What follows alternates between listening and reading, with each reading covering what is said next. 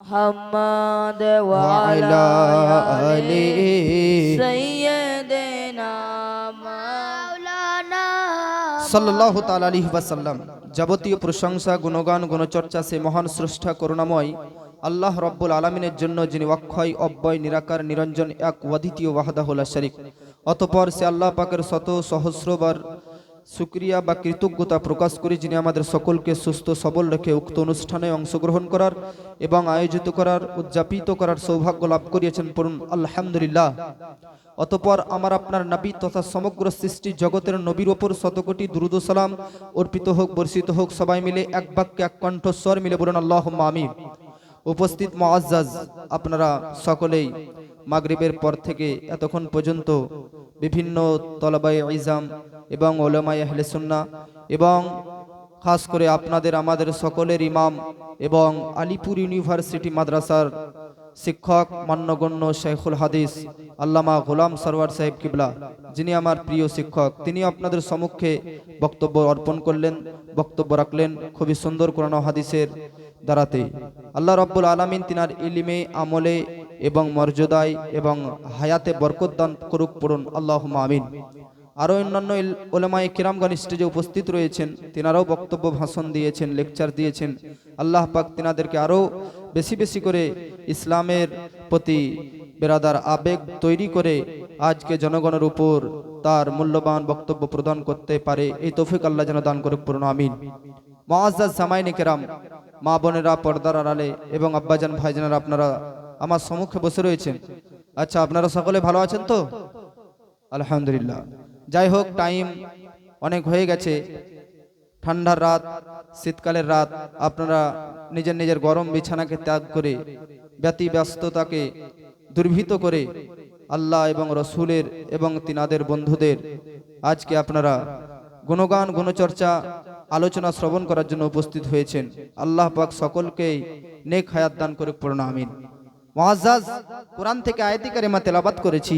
আল্লাহ রাব্বুল আলামিন সূরা ইউনূসের মধ্যে বলতেছে, আলা ইন্না আউলিয়া আল্লাহ লা খাউফুন আলাইহিম ওয়া লা হুম ইয়াহজারুন। জোরে বলুন সুবহানাল্লাহ। সুবহানাল্লাহ। একটি আয়াত থেকে, একটি সূরা থেকে বহু কিছু মাসলা প্রমাণ হয়।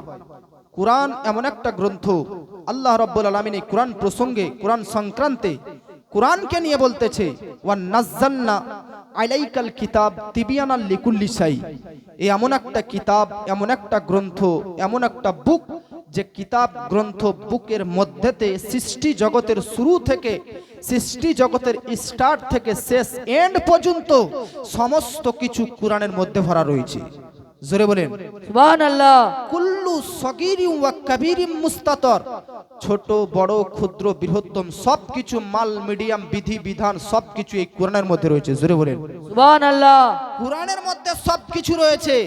যার যত জ্ঞান বেশি, যে যত বড় কোরআনের গবেষক, কোরআনের মুফাসসির, কোরআনের পাণ্ডিত্য লাভ করেছে, তার সে জ্ঞান অনুযায়ী কোরআন থেকে বার করে, রিসার্চ করে, গবেষণা করে আজকে বার করতে পারবে। যার যত জ্ঞান বেশি, যার যত ভিতরে ইলিম আছে, জ্ঞান আছে, তার জ্ঞান অনুযায়ী কোরআন থেকে বার করে নেবে। যদি না বার করতে পারে, এর অর্থ এটা নয় যে কোরআনের মধ্যে নেই, আছে অবশ্যই, কিন্তু আমাদের জ্ঞান কম, বুদ্ধি কম বলে আমরা কোরআন থেকে বার করতে পারি না। আব্বাজি বিশ্ববিখ্যাত সাহাবী, নাম হচ্ছে হযরতে আলী রাদিয়াল্লাহু তাআলা আনহু, নবীজির জামাই এবং সাহাবায়ে কিরামের মধ্যে একজন প্রখ্যাত সাহাবী, খলিফায়ে রাশিদিনের মধ্যে চতুর্থ খলিফার মধ্যে যিনাকে গণ্য করা হয়, তার নাম হচ্ছে হযরতে আলী। ইনার ব্যাপারে লিপিবদ্ধ রয়েছে, ইনার ব্যাপারে বেরাদার লিখিত রয়েছে। হযরতে আলী বলতেছে, কোরআনের মধ্যে কতটি পারা রয়েছে? 30টি পারা রয়েছে। কোরআনের মধ্যে কতটি সূরা রয়েছে? 114টি সূরা রয়েছে। হযরতে আলী বলতেছে, সম্পূর্ণ কোরআনের কথা বলতেছি না, সম্পূর্ণ 114টি সূরার কথা বলতেছি না। আমি হযরতে আলী সূরাকে পড়তে গেলে, সূরাকে লিখতে গেলে, সূরার আরম্ভতে তাসমিয়া পাঠ করতে হয়, তাসমিয়া লিখতে হয়। এই তাসমিয়া কি? তাসমিয়া বলতে বেরাদার বিসমিল্লাহির রহমানির রহিমকে বুঝায়। আপনারা জানেন বিরাদার, কোরআনের মধ্যে কত জিনিস ভরা আছে এবং যার যত জ্ঞান বেশি সে তার জ্ঞান অনুযায়ী কোরআন থেকে বার করে নিবে। হযরতে আলীকে দেখুন, তিনি কত বড় মহাজ্ঞানী, কত বড় পাণ্ডিত্য লাভকারী, কত বড় মহাজ্ঞানী, জিনার ব্যাপারে লিপিবদ্ধ রয়েছে। হযরতে আলী বলতেছে, আমি সূরারও কথা বলতেছি না, পারারও কথা বলতেছি না।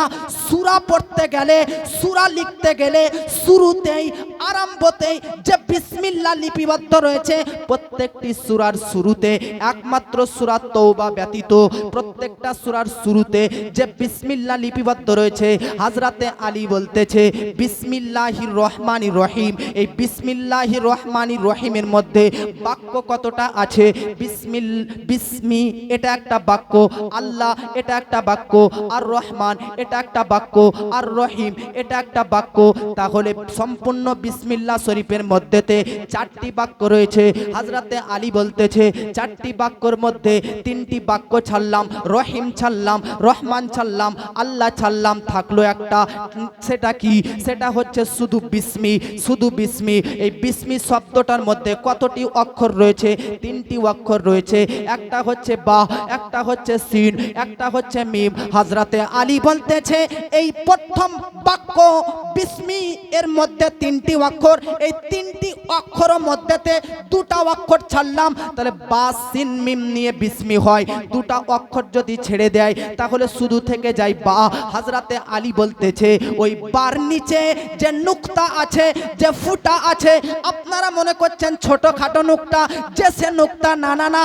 হযরতে আলী বলতেছে সম্পূর্ণ কুরআন নয়, সম্পূর্ণ সূরা নয়, সম্পূর্ণ বিসমিল্লাহ শরীফের বাক্যগুলো নয়, সম্পূর্ণ প্রথম বাক্য বিসমিরও নয়, বরং বিসমির শুরুতে যে বা আছে, ওই বার নিচে যে নুকতা আছে, ওই নুকতার যদি তাফসীর করতে লাগি, ওই নুকতার যদি ব্যাখ্যা করতে লাগি, নুকতার যদি এক্সপ্লেনেশন লিখতে লাগি, তাহলে হযরতে আলী বলতেছে বায়ের নিচের নুকতার তাফসীর লিখতে লিখতে লিখতে লিখতে এতটা কিতাব হয়ে যাবে, এতটা খাতা হয়ে যাবে, এতটা পেজ হয়ে যাবে যে সেই পেজ, সেই কিতাব, সেই পত্র, সেই কিতাবগুলোকে বহন করার জন্য 70টি থেকে 80টি উট প্রয়োজন হয়ে যাবে।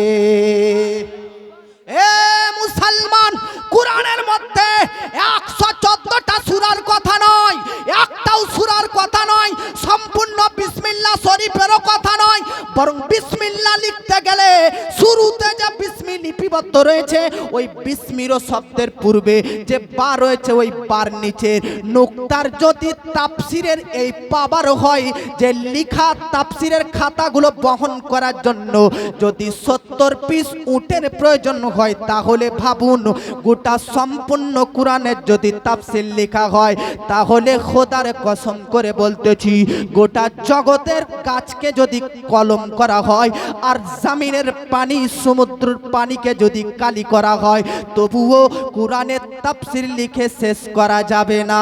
সুবহানাল্লাহ, সুবহানাল্লাহ। এ মুসলমান, বলার উদ্দেশ্য হচ্ছে এটাই, কোরআনের মধ্যে সবকিছুই রাখা রয়েছে, কোরআনের মধ্যে সবকিছুই ভরা আছে। শুধু জাস্ট পার্থক্য হচ্ছে এতটাই, যার ভিতরে যত জ্ঞান বেশি সে তার জ্ঞান অনুযায়ী বার করবে, যার ভিতরে যত ইলিম বেশি তার ইলিম অনুযায়ী কোরআন থেকে রিসার্চ করতে পারবে। আরেকটা আপনাদেরকে বিরাদার বার্তা শুনিয়ে দেয়, আরেকটা আপনাদেরকে কথা শুনিয়ে দেয়। পৃথিবীর মধ্যেতে বিশ্ববিখ্যাত সাহাবী নাম হচ্ছে হযরতে ওমর ইবনুল খাত্তাব রাদিয়াল্লাহু তাআলা আনহু, নবীজির বিরাদার, দ্বিতীয় খলিফা, নবীজির সঙ্গী, নবীজির বন্ধু, নাম হচ্ছে হযরতে ওমর। হযরতে ওমর বলতেছে আমি নবীজির কাছে কোরআন শিখতে গেলাম, নবীজি বলল সর্বপ্রথম তুমি সূরা বাকারাটা শিখতে লাগো।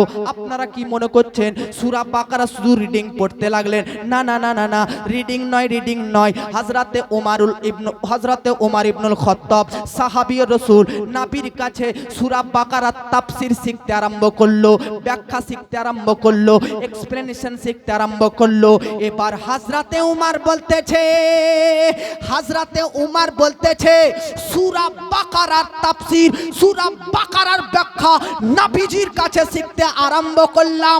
24 ঘন্টার মধ্যে ওয়াল টাইম, খাওয়া দাওয়া শুধু বাদ দিয়ে আর নামাজের টাইম বাদ দিয়ে নবীর কাছে সূরা বাকারার তাফসীর শিখতে শিখতে শিখতে তবুও একটা পর্যায়ে শেষ করতে পারলাম না, সম্পূর্ণ তাফসীর শেষ করতে পারলাম না, পরিপূর্ণভাবে ব্যাখ্যা পড়তে পারলাম না, তবুও কিছুটা শিখেছি। হযরতে উমরকে জিজ্ঞাসা করা হলো, ও হযরতে উমর, সূরা বাকারার অল্প কিছুটা যে তাফসীর শিখলে নবীর কাছে, টাইম কতটা লাগলো, সময় কতটা লাগলো? তো হযরতে উমর বলতেছে টাইম আমার লেগেছিল কিছুটা তাফসীর শিখতে টোটালি 12 বছর। সুবহানাল্লাহ, জোরে বলেন সুবহানাল্লাহ। কত বছর? সূরা বাকারার ওয়াল টাইম, খাওয়া দাওয়া পানাহার আর নামাজের টাইম ব্যতীত নবীর কাছে তাফসীর শিখতে আরম্ভ করলেন। তবুও সম্পূর্ণ তাফসীর নয়, কিছু তাফসীর শিখলেন। তো টাইম লেগে গেল কত? জোরে বলেন 12 বছর। আমি বলতে চাই কুরআন এমন একটা মহাগ্রন্থ, কুরআন এমন একটা কিতাব যার মধ্যে সবকিছুই ভরা রয়েছে। জাস্ট পার্থক্য, যে যত বড় আলিম, যে যত বড় মুফতি, যে যত বড় মুহাক্কিক, যে যত বড় মুতাক্কিক, যে যত বড় মুফাসসির, তার জ্ঞান, তার পাণ্ডিত্য, তার ইলম অনুযায়ী কোরআন থেকে বার করে নিবে। কিন্তু সাহাবী ছিল আলাদা, আমরা হচ্ছি আলাদা। আরে সাহাবী আব্দুল্লাহ ইবনে আব্বাস রাদিয়াল্লাহু তাআলা আনহু, আল্লাহু আকবার, তিনাকে আল্লাহ কতটা জ্ঞান দান করেছে, কতটা জ্ঞান দান করেছে। কেন? কারণ বেরাদার, হযরতে আব্দুল্লাহ ইবনে আব্বাস রাদিয়াল্লাহু তাআলা আনহু বলতেছে আজকে আমার বাড়িতে, আচ্ছা বলেন তো বেরাদার, আপনাদের বাড়িতে বাকরি আছে, ছাগল আছে, গরু আছে, মোষ আছে, আছে কি নাই? আছে। আপনার বাকরির এই গলাতে হার পরিধান থাকে না, দড়ি, কি বলেন আপনার ওটা? দড়ি বলেন, রাশি পাট্টা, এর যে গলাতে লাগা। ভেবে নিন আপনার বাকরির, আপনার ছাগলের, আপনার গরুর, আপনার মোষের গলার এই পাট্টা, রশ্মি, দড়িটা হারিয়ে গেল, খোঁজ করবেন কোথায়? তো বলবেন ভাইজান মাঠে যদি হারাই তাহলে মাঠে খোঁজ করি, মানি ব্যাগ যদি, পার্স যদি বাজারে হারাই তো বাজারে খোঁজ করি, টাকা পয়সা যেখানে হারাই ওখানে খোঁজ করি। যদিও বা আমাদের নিজস্ব সম্পদ, দামি জিনিস হারিয়ে যায় তাহলে সেটা জামিনের মধ্যে খোঁজ করি। হতে পারে কৃষ্ণপুরে আছে, হতে পারে কালিয়াচকে আছে, হতে পারে মালদাতে আছে, ভাই জামিনের মধ্যে আপনি খোঁজ করেন।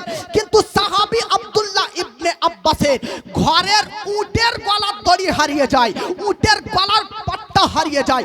সাহাবীকে জিজ্ঞাসা করা হলো, আরবের মরুভূমিতে খোঁজ করবেন, আরবের মাটিতে খোঁজ করবেন, চলুন আপনার উটের গলার হাটটা কোথায় আছে খুঁজে নিই চলুন। তো হযরতে আব্দুল্লাহ ইবনে আব্বাস বলতেছে মাকানে, বাজারে, ঘাটে, এখানে ওখানে, ময়দানে খোঁজ করব না। আমি সাহাবী আমার ঘরের ঘোড়ার বা উটের গলার রাশিটা কোরআন থেকে খোঁজ করে বার করে নিব। জোরে বলুন সুবহানাল্লাহ, সুবহানাল্লাহ। জোরে বলেন।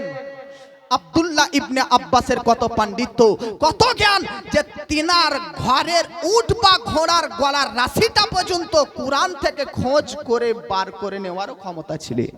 জোরে বলেন।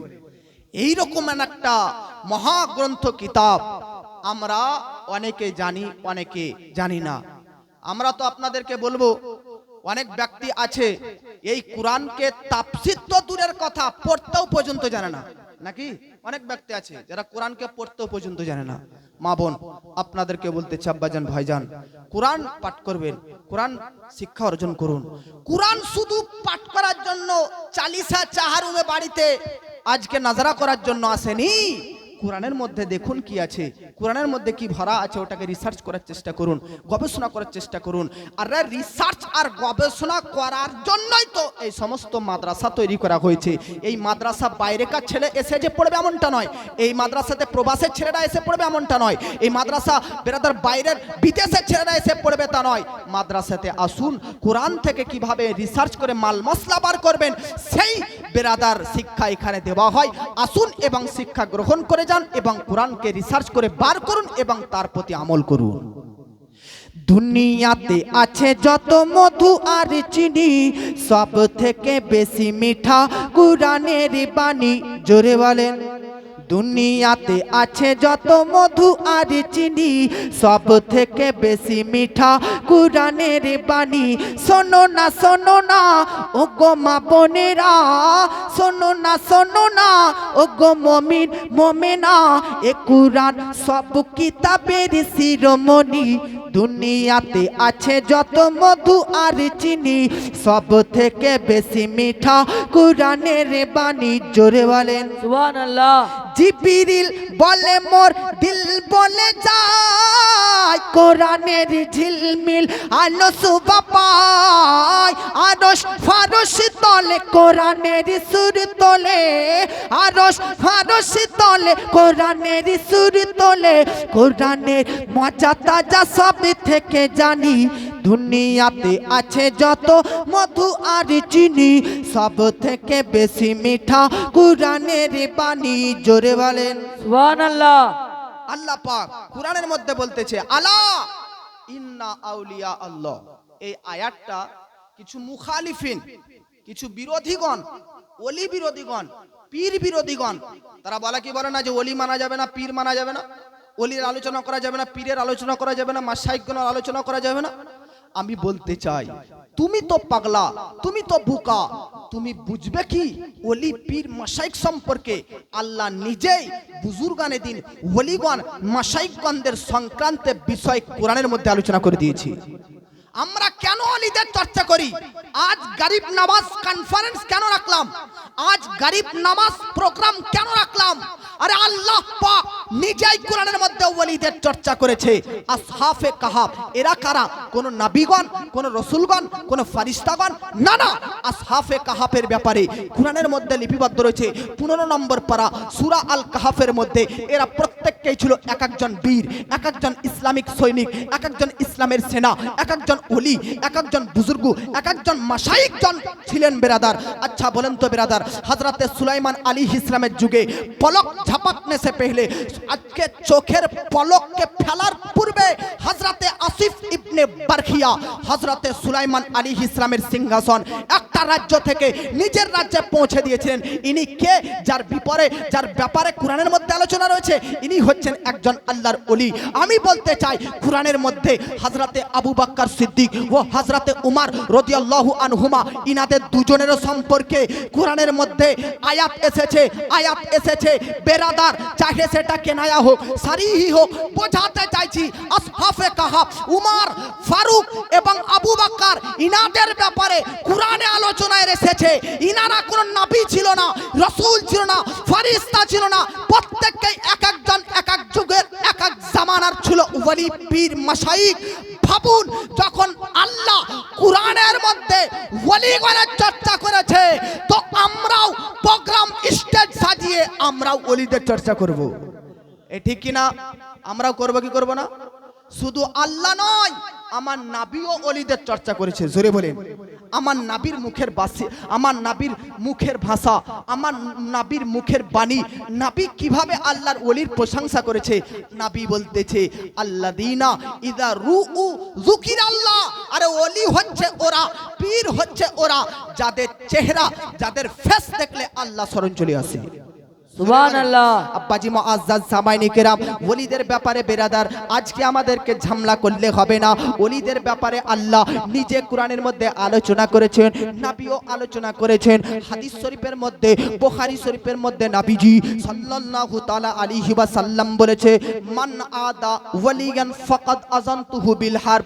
অর্থাৎ নবী বলতেছেন আমাদের কোন ওলির সংক্রান্তে, অর্থাৎ এটা হাদিসে কুদসি, হাদিসে কুদসির বললে বলা আল্লাহ, আর নবী হচ্ছে নবী মুস্তাফা। নবী বলতেছেন আল্লাহ রাব্বুল আলামিন বলেছেন মান আদা ওয়ালিয়ান ফাকাদ আযানতুহু বিল হারব। আল্লাহ পাক বলতেছে আমার কোন বন্ধুর, আমার কোন ওলির কেউ যদি দুশমনি করে, কেউ যদি গাদ্দারি করে, কেউ যদি বিরোধিতা করে, কেউ যদি বিপক্ষে কথা বলে, কেউ যদি বেয়াদবি করে, আমি আল্লাহ নিজেই ওই বিরোধী পার্টির সঙ্গে যুদ্ধ ঘোষণা করলাম। জোরে বলেন সুবহানাল্লাহ।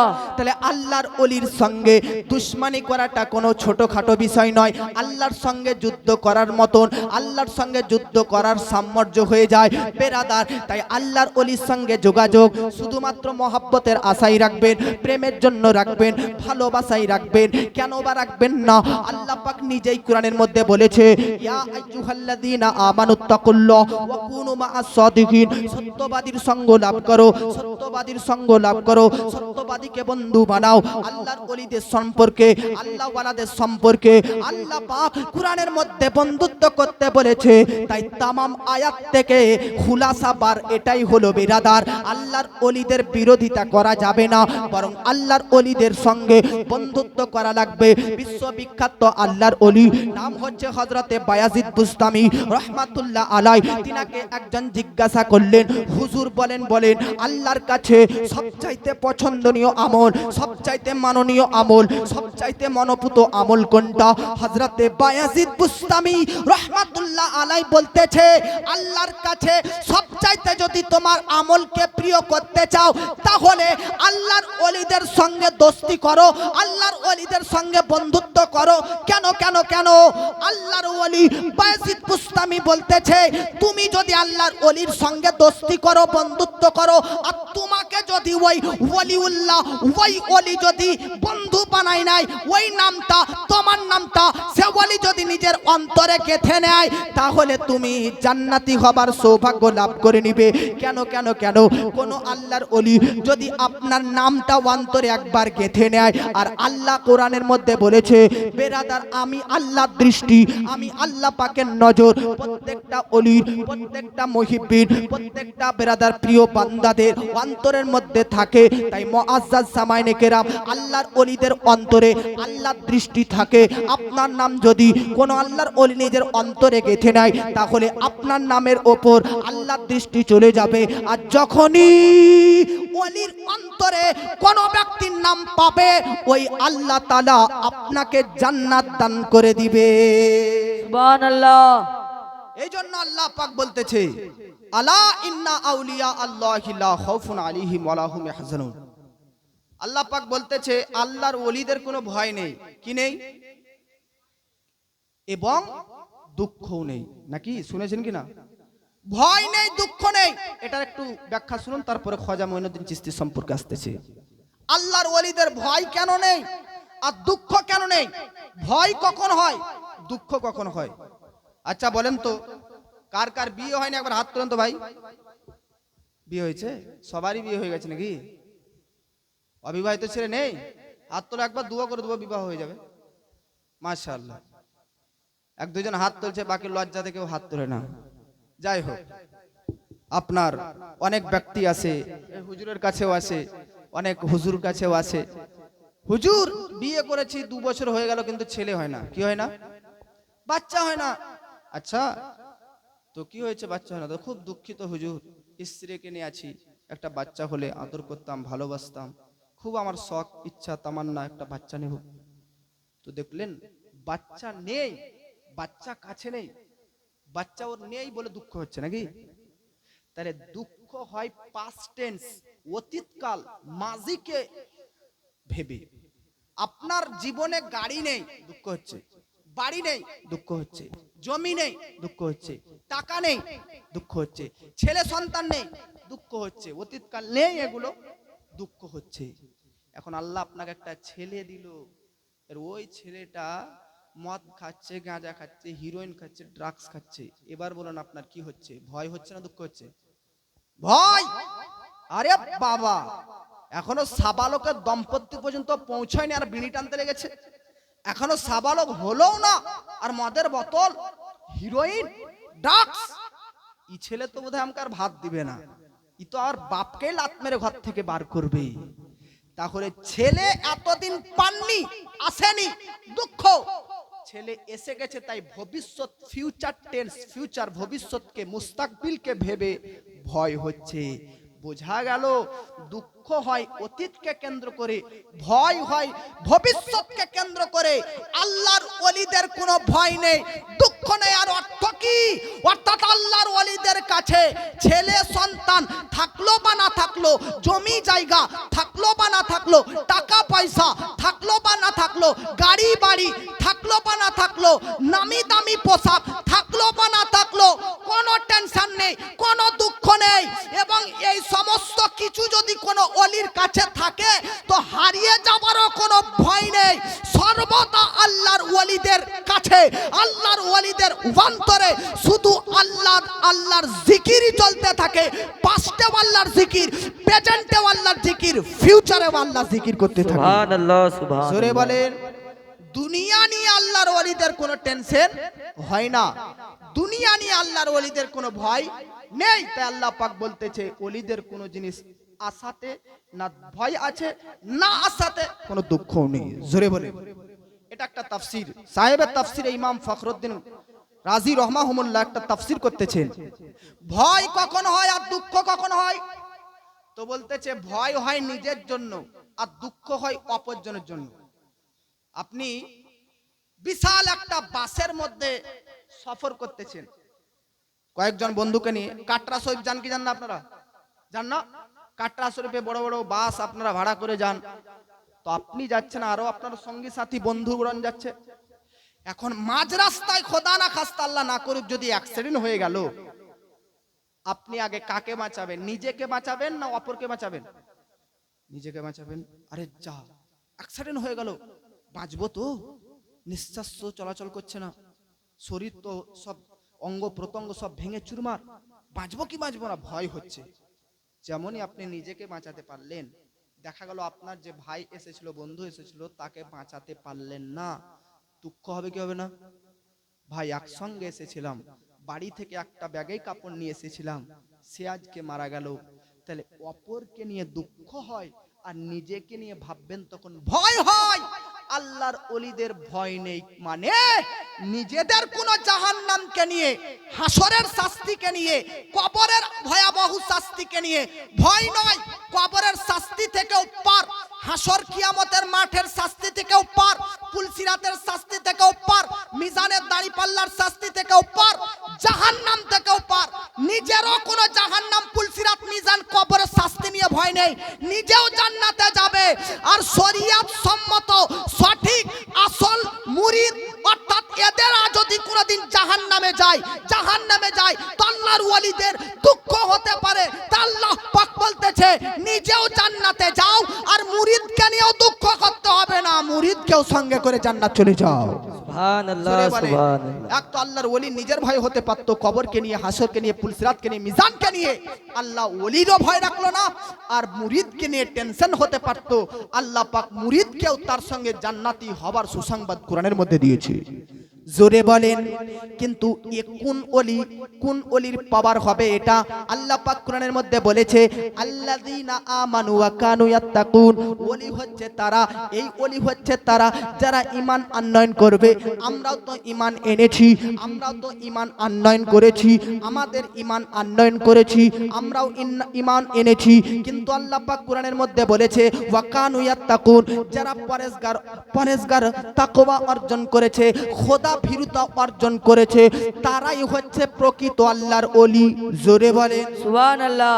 এবার আপনাদেরকে বেরাদার দুই একটা উদাহরণ দিয়ে বলতে চাই, আল্লাহর ভয় কাকে বলে, খোদা ভীরুতা কাকে বলে, তাকওয়া কাকে বলে। বেরাদার নেমিল্লাত ইসলামিয়া মেনে নিন বেরাদার, সামনে আসতেছে রমাদান, সামনে আসছে রমজান মাস।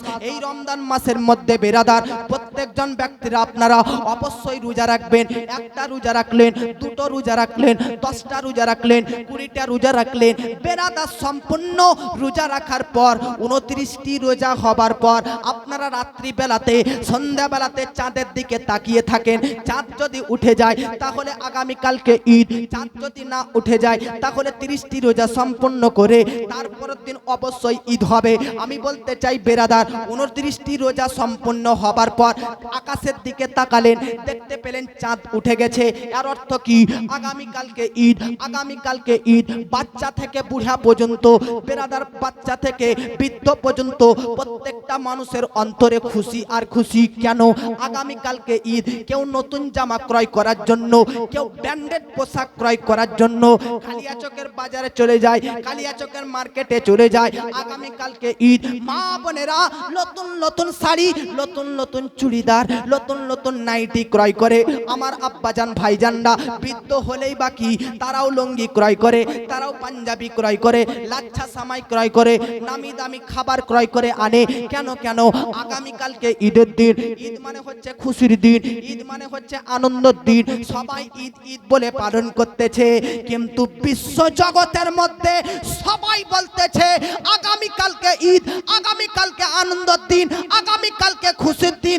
সবার মনে ঢল নেমেছে, সবার মনে আনন্দ নেমেছে, সবার মনে খুশি নেমেছে, সবার মুখের বাণী, সবার মুখের বার্তা আগামীকালকে ঈদের দিন, আগামীকালকে খুশির দিন। বাগদাদের সরজমিনে একজন ব্যক্তি বাস করতেছিলেন, একজন মহান ব্যক্তি আজকে বাস করতেছিলেন। তিনার মুখে কিন্তু নেই যে আগামীকালকে ঈদ, তিনার মুখে কিন্তু এটা নেই আগামীকালকে ঈদ। তিনি রাত্রি বেলাতে সাজদাতে মাথা নত করে, সাজদাতে নিজের মস্তককে রেখে কান্নায় লিপ্ত হয়ে গেছে, কান্না করতেছে। বার হলেন, বার হবার পর বলতেছেন, মুরিদগণরা জিজ্ঞাসা করতেছে, হুজুর হুজুর কি ব্যাপার? সবাই গোটা গ্রামবাসী, গোটা দেশবাসী বলতেছে আগামীকালকে ঈদের দিন, আগামীকালকে খুশির দিন, আগামীকালকে আনন্দের দিন। হুজুর শুধুমাত্র এই বাগদাদ শরীফ নয়, পুরো পৃথিবীর মধ্যেতে সবাই আগামীকালকে ঈদের দিন বলে খুশি পালন করতেছে। আপনি কি আনন্দ করছেন না? আপনি কি খুশি পালন করতেছেন না? আপনার জন্য কি ঈদ নয়? হযরতে বেরাদার মুরিদগণের কথা শ্রবণ করে ওই ব্যক্তি বলতেছে, কোন ব্যক্তি? তিনি কোনো সাধারণ ব্যক্তি নয়, তিনার রাজত্ব দারিয়ার মধ্যেও রয়েছে, তিনার রাজত্ব আসমানের মধ্যেও রয়েছে, তিনার রাজত্ব জামিনের মধ্যেও রয়েছে, তিনার রাজত্ব গোটা জামিন ও আসমানের মধ্যে রয়েছে। তিনাকেই বলা হয় বড় পীর আব্দুল কাদের জিলানী। সুবহানাল্লাহ। এ বড় পীর আব্দুল কাদের জিলানী। সবার মুখে একটাই বাণী, সবার মুখে একটাই ভাষা, আগামীকালকে ঈদের দিন। কিন্তু হুজুর আপনার মুখে কেন খুশি নেই? আপনার মধ্যে কেন আনন্দ নেই? হযরতে বড় পীরের উত্তর শুনুন, তিনার জবাব শুনুন। বড় পীর আব্দুল কাদের জিলানী বলতেছে, বাবু ও আমার মুরিদগণ, ভক্তগণ শুনে নাও, শুনে নাও। আমি বড় পীরের জন্য আগামীকালকে ঈদের দিন নয়, আগামীকালকে খুশির দিন নয়, আগামীকালকে আনন্দের দিন নয়, বরং আমি আব্দুল কাদের জিলানীর জন্য ওই দিনটাই একমাত্র ঈদের দিন হবে, ওই দিনটা একমাত্র আনন্দের দিন হবে, ওই দিনটা একমাত্র খুশির দিন হবে, যেই দিনটাতে আমি আব্দুল কাদের ঈমানী অবস্থায়, পবিত্র অবস্থায় ইন্তেকালের স্বাদ গ্রহণ করতে পারবো। সুবহানাল্লাহ, সুবহানাল্লাহ। জোরে বলেন সুবহানাল্লাহ। ভেবে দেখেন বেরাদার, এরই নাম হচ্ছে তাকওয়া, এরই নাম হচ্ছে খোদা ভীরুতা। ইনার কাছে কি কোনো আমলের কম ছিল? ইনার কাছে কি কোনো আমল দুর্বল ছিল? না না না না, ওই সেই ব্যক্তি যিনি 40 বছর পর্যন্ত কন্টিনিউ বেরাদার এশার উজুতে ফজরের নামাজ পড়েছে, এশার নামাজ পড়ার পর সাজদাতে মাথা নত করে দিয়েছেন, রুকু অবস্থায় থেকেছেন, কিয়াম অবস্থায় থেকে গেছেন। প্রতি রাত্রিতে একটা করে কোরআন শরীফ খতম দিতেন, প্রতি রাত্রিতে 1000 রাকাত করে নফল নামাজ পড়তেন। এইভাবে তিনি 40 বছর এশার উজুতে ফজরের নামাজ আদায় করেছে। তিনার কাছে বেরাদার আমলের কোনো কম নেই, তবুও তিনার তাকওয়া খোদা ভীরুতা দেখুন, তবুও কালকের দিনটাকে ঈদের দিন বলে মানাচ্ছেন না, বরং যেই দিনটাতে ইন্তেকাল হবে সেই দিনটাতে যদি তিনার ঈমানী অবস্থায় ইন্তেকাল হয়ে যায়, সেই দিনটাকেই তিনি খুশির দিন বলে সেলিব্রেট মনে করে জানবে। সুবহানাল্লাহ, সুবহানাল্লাহ। এরই নাম হচ্ছে তাকওয়া, এরই নাম হচ্ছে খোদা ভীরুতা, এরই নাম হচ্ছে আল্লাহর ভয়। এই রকম যদি ভয় থাকে তবে সে ওলি এই মাকাম পর্যন্ত পৌঁছবে যে তার মুরিদগণদেরকে জান্নাতে নিয়ে যাবে। সুবহানাল্লাহ। তো পীরের নামাজেরও কোনো ঠিকানা নাই, পীরের কোনো উজুরও ঠিকানা নাই, পীরের কোনো তামিজ বাত্রার ঠিকানা নাই, পীরের কোনো চলাফেরা বলা বলির সিস্টেম কোনো ঠিক নাই। আর ভাবতেছেন আপনারা যে আপনাকে জান্নাতে নিয়ে যাবে? না না বাবজি মুআজ্জাজ সামাইনি কেরাম, ওলি হবার জন্য এক নম্বর হচ্ছে খোদা ভীরতা শর্ত, আল্লাহ তাকওয়া অর্জন করা শর্ত, অন্তরে ভয় থাকবে, তবেই তিনি উবিলায়াত প্রাপ্ত হবে। জোরে বলে সুবহানাল্লাহ। খাজা মঈনুদ্দিন চিশতি, খাজা মঈনুদ্দিন চিশতি কেমন আল্লাহকে ভয় করতেন? মায়ের পেটে তাসবিহ ও তাহলিল ও আল্লাহর জিকির করতেন। জোরে বলেন সুবহানাল্লাহ। আমার গরিব নওয়াজ খাজা মঈনুদ্দিন হাসান চিশতি রহমাতুল্লাহ আলাইহি মায়ের পেটে আল্লাহ জিকির করতেছেন। খাজা মঈনুদ্দিন চিশতির মা উম্মুল ওয়ারা বিবি মাহে নূর, কি নাম মায়ের নাম? মাহে নূর, বিবি মাহে নূর। তিনি প্রায় পেটের ভিতর থেকে, গর্ভের ভিতর থেকে আল্লাহর জিকিরের শব্দ, টন, ভয়েস শুনতে পেতেন। মা আল্লাহকে বলতেছে, আল্লাহ গো এ আওয়াজ কোথা থেকে, এ শব্দ কোথা থেকে আসতেছে, এ ভয়েস কোথা থেকে আসতেছে? গায়েবী ভাবে অদৃশ্যের মাধ্যমে আল্লাহ পাক বিবি মাহেনুরকে বলতেছে, ও বান্দিরে, ও বান্দিরে, শুন শুন শুন, তোর গর্ভে যে বাচ্চা, তোর গর্ভে যে বাচ্চা ধারণ করে আছে, তোর গর্ভে যে বাচ্চা আজকে অবস্থিত রয়েছে, সে বাচ্চা আমার মঈনুদ্দিন হাসান, সে মঈনুদ্দিন হাসান আমার রাজির জন্য, আমার সন্তুষ্টর জন্য, আমাকে খুশি করার জন্য গর্ভে থাকা অবস্থাতেই আমি আল্লাহর জিকির করতেছে। জোরে বলেন যে খাজা হাসান মঈনুদ্দিন চিশতি গরিব নওয়াজ আমার মায়ের পেটে থাকাকালীন আল্লাহর জিকির করতেছে, সে গরিব নওয়াজের পেটের ভিতরে জীবন যদি এই পাবার হয়, তাহলে পেটের বাইরে দুনিয়ার জীবন কি হবে? জোরে বলেন। একজন ব্যক্তি কিছু বাতিল পন্থী, কিছু বাতিল ফিরকা সওয়াল করে দিল, প্রশ্ন করে দিল, কখন?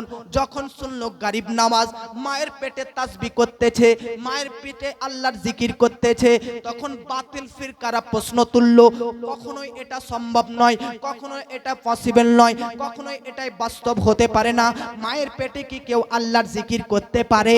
আমি তাদেরকে তখন উত্তর দিব, তাদেরকে উত্তর দিচ্ছি, শুনুন বেরাদার, যদিও বা খাজা মঈনুদ্দিন চিশতিকে মানো না, তাই আজকে তার ব্যাপার নিয়ে প্রশ্ন তুলতেছো।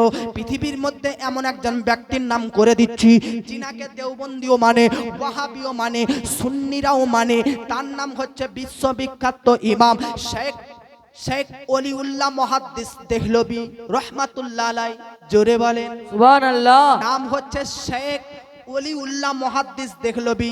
দিল্লির সরজমিনের জিনার বসবাস ছিলেন, দিল্লির সরজমিনের জিনার ওলিকে বলা হয় হযরতে শেখ ওলিউল্লাহ মুহাদ্দিস দেহলভী রহমাতুল্লাহ আলাইহি। মন দিয়ে শুনুন, অন্তরের কানে শুনুন বেরাদার, শেখ ওলিউল্লাহ মুহাদ্দিস দেহলভী কে? ইনি খাজা মঈনুদ্দিন চিশতির গোলামের গোলামের গোলাম শেখ ওলিউল্লাহ মুহাদ্দিস দেহলভী। তিনি এখনো পৃথিবীতে আসেননি, তিনিও মায়ের গর্ভে রয়েছেন, মায়ের উদরে রয়েছেন, মায়ের পেটে রয়েছেন, মায়ের গর্ভে রয়েছেন। এমতো অবস্থাতে বেরাদার মিল্লাতে ইসলামিয়া ওলিউল্লাহ মুহাদ্দিস দেহলভীর বাপ পিতা শেখ আব্দুর রহিম মুহাদ্দিস দেহলভী রহমাতুল্লাহ আলাইহি, একদিন তিনি বাড়িতে আছেন, আর তিনার স্ত্রীর গর্ভে কিন্তু তিনার ছেলে ওলিউল্লাহ মুহাদ্দিস দেহলভী বাস করতেছেন, বসবাস করতেছেন, পেটের মধ্যে রয়েছেন। হঠাৎ করে যেন এমতো অবস্থায় বাড়িতে যেন কোনো ভিক্ষুক ভিক্ষা চাইতে এসেছেন, ভিক্ষা চাইতে এসেছেন শেখ আব্দুর রহিম মুহাদ্দিস দেহলভী রহমাতুল্লাহ আলাইহি। বাড়ির মধ্যে একটা রুটি রাখা ছিল, একটা রুটি থেকে অর্ধেক রুটি বেরাদার ভিক্ষুককে দিয়ে দিল, আর অর্ধেক রুটি কিন্তু বাড়িতে রেখে দিল। এমতো অবস্থায় ভিক্ষুক অর্ধেক রুটি পাবার পর আজকে নিজের রাস্তায় রওনা দিলেন। তিনি বেরাদার আবার ফেরত চললেন, আবার তিনি ব্যাক হয়ে চললেন।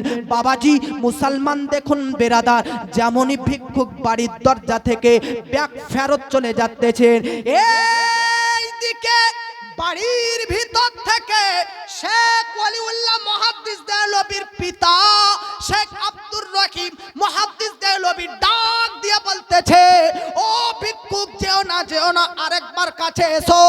আরেকবার কাছে এসলো ভিক্ষুক, দ্বিতীয়বার বাড়ির দরজায় আসলো।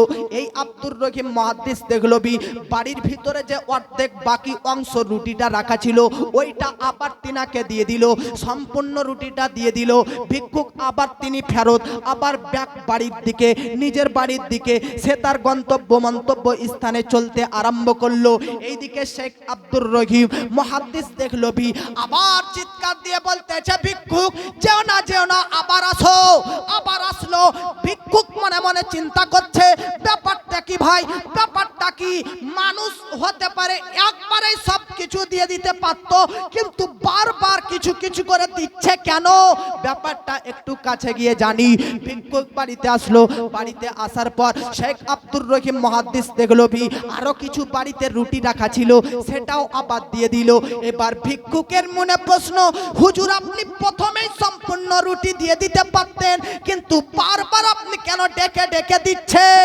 তখন শেখ আব্দুর রহিম মুহাদ্দিস দেখলো বলতেছে, বাবু, ও বাবু ভিক্ষুক, তোমাকে যখন প্রথমে অর্ধেক রুটি দিলাম, বাকি অর্ধেক যখন বাড়িতে রেখে দিয়েছিলাম, তখন আমার স্ত্রীর গর্ভে যে শেখ ওলিউল্লাহ বাস করতেছে, ও ওলিউল্লাহ পেটের ভিতর থেকে বারবার ইঙ্গিত ইশারা করে আমি বাপকে বলতেছে, বাকি যে অংশ অর্ধেক রুটিটা আছে আব্বা আপনি ওটাও ভিক্ষুকের মধ্যে বন্টন করে দাও।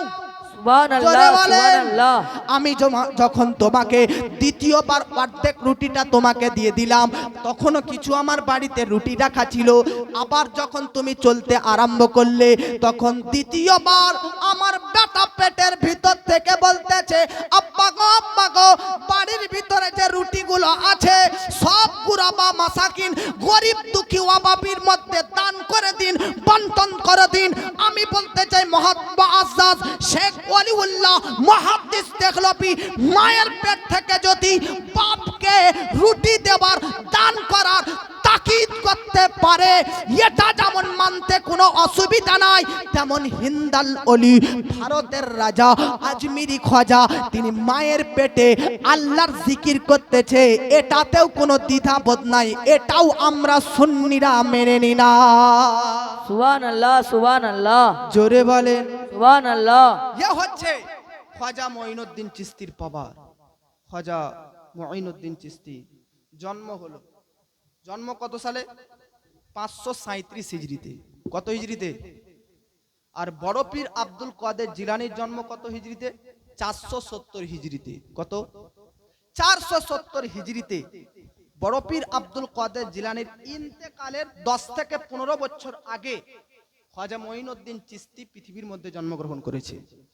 বড় পীর আব্দুল কাদের জিলানী আর খাজা মঈনুদ্দিন চিশতি দুজনেই পারিবারিক তিনাদের মধ্যেও সম্পর্ক ছিল।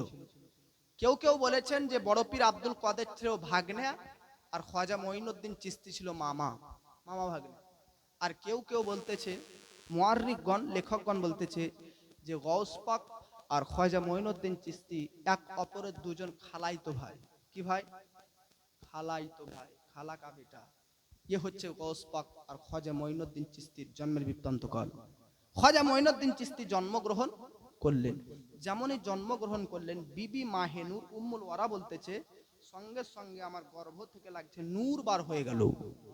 জোরে বলে, জ্যোতি বার হয়ে গেল, আলো বার হলো। এই জ্যোতি, এই নূর দ্বারা আমার ঘরটা পুরো আলোকিত হয়ে গেল, পুরো ঝলমল করতেছে, আলোয় আলোকিত হয়ে গেল।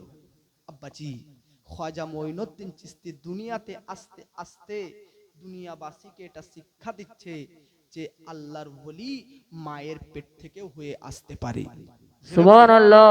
খাজা মঈনুদ্দিন চিশতি একজন মাদার জাত ওলি, মায়ের পেটের ওলি। দুনিয়াতে আসাতে গোটা বাড়ি, গোটা এলাকা নূরময় আলোকিত হয়ে গেল। নবীর পৃথিবীতে আগমন যেদিন হয়েছিল, হযরতে আমিনা রাদিয়াল্লাহু তাআলা আনহা বলতেছে, নবীর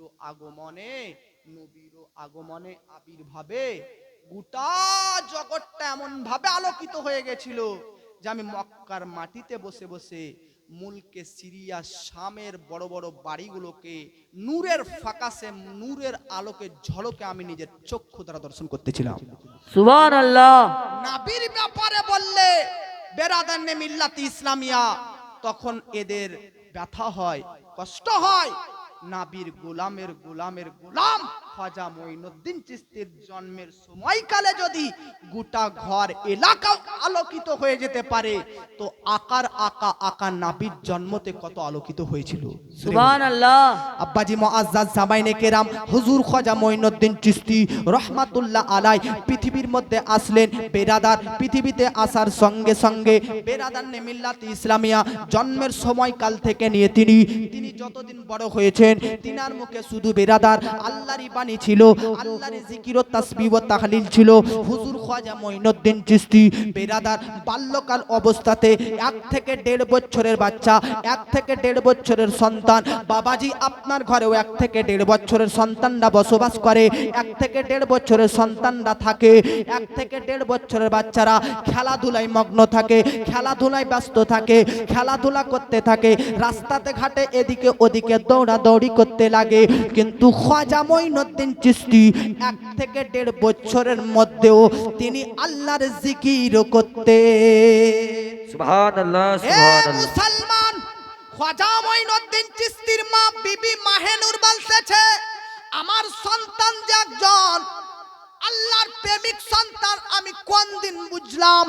মা বলতেছে, আমার ছেলে 3 বছর যখন বয়স হয়, 3 বছর যখন বয়স পার করে, আমার ছেলে খাজা গরিব নওয়াজ একদিন বাড়ি থেকে বের হয়ে চলে যায়। 3 বছরের ছেলে গরিব নওয়াজ বাড়ি থেকে বের হবার পর তার সমবয়স্ক ছেলে 3 বছরের খাজা গরিব নওয়াজ, তার বয়সে 3 বছরের 4 বছরের ছেলে বন্ধুদেরকে কয়েকজন বন্ধুদেরকে ধরে, আর ধরার পর বাড়ি নিয়ে আসে।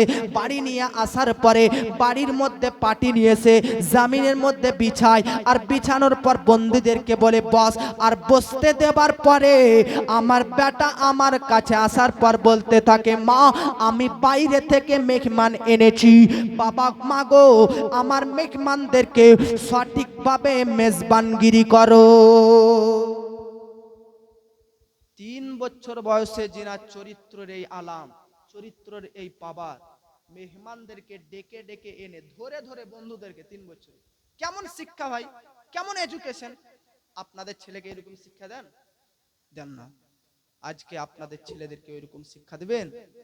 আপনাদের ছেলেরা বহু কালিয়া চোখে, আমি তো 8-9 বছর ধরে আলিপুর মাদ্রাসায় পড়লাম, 8-9 বছর ধরে বহু ছেলেদেরকে দেখছি, বেশিরভাগ 100%-এর মধ্যে 90% ছেলেরা সব ধুলো বাড়িতে খেলাধুলা করতেছে, আর মুখে কি গাইল গো, কি ভাষা প্রয়োগ করতেছে। আর কালিয়া চোখের ভাষা তো এমনই, এরকম একটু টলমলো ভাষা, একটু পরিষ্কার ভাষা নয়, বোঝা যায় না, খুব কম। ইনাদের মুখের ভাষা, প্রতিটি কথায় কথায় গালি, ছোট ছোট বাচ্চা। আর লুকিয়ে নয়, আমি আমার এলাকায় বীরভূম জেলায় দেখেছি, ওই এলাকার যে নাম করবো আমার বাড়ি ওই এলাকায় তা নয়, কিন্তু ওখানে তবুও প্রায় দেখেছি ছোটরা বড়দের সামনে বিড়ি খায়, কিন্তু সামনে খায় না। এখানকার ছেলেরা সামনে মাদ্রাসার ছাত্র তো দূরের কথা, স্টাফ শিক্ষকের সামনেও বিড়ি টানছে গো। কি বলবো বলেন, এগুলো শিক্ষা? সব বাপ মার দুর্বলতা। মা আপনাদেরকে বলি, সন্তান কেমন, সন্তান কি হবে, এটা আপনাকে ডিপেন্ড করে। আপনি দেখবেন মা বোনরা তো নিজেরাই সিরিয়াল দেখতে ব্যস্ত, তোর বেটারা কি আর মোবাইলে ফ্রি ফায়ার খেলবে না নাকি? মা বোন আপনারাও সাবধান হয়ে যান। মা যেরকম হবে সন্তান তার আসার পড়বে, প্রভাব পড়বে। মা যদি হয় সেই রকম, তো তার সন্তানও তো সেরকম হবে। বেরেলি শরীফের মধ্যে হুজুর জামাল মিয়া, যেমন আপনাদের পীর হুজুর মাসরুর মিয়া, মাসউদ মিয়া, বেরেলি শরীফের মধ্যে আলা হযরতের খানদানের একজন পীর হুজুর জামাল মিয়া, মুফতি আজম হিন্দের মেয়ে শাকিরা, তিনার ছেলের নাম হুজুর জামাল মিয়া, হুজুর জামালে মিল্লাত। গাড়িঘাট মাদ্রাসাতে তিনি আসেন, বীরভূম ডিস্ট্রিক্টে, প্রায় উনারই মুরিদ। জামালে মিল্লাত বলতেছে, আমার মা আমাকে কখনো বিনা উজুতে দুধ পান করতেন না। সরে বলে, বিনা উজুতে দুধ পান করাতেন না। একই ঘটনা, একই কেস, খাজা মঈনুদ্দিন চিশতি এদিকে ওদিকে দেশ বিদেশে কয়েক শত বেধর্মীকে ইসলামের মধ্যে এনে ইসলামের পথের পথিক করে মুসলমান বানিয়ে বাড়িতে এসে মাকে বলতেছে, মা আমি আজ আজকে গর্ব করি, আমি আজকে ফখর করে বলতেছি যে তোমার ছেলের হাত ধরাতে কয়েক শত ব্যক্তি বেধর্মীরা মুসলমান ধর্ম গ্রহণ করেতেছে। তো মা বলতেছে বেটা এটা তোর গর্বের বিষয় নয়, এটা তোর অবদান নয়, এটা আমার অবদান। কেন? কারণ তুই যখন বাচ্চা ছিলি তখন তোকে আমি উজু করে করে প্রতি মুহূর্তে দুধ পান করাতাম।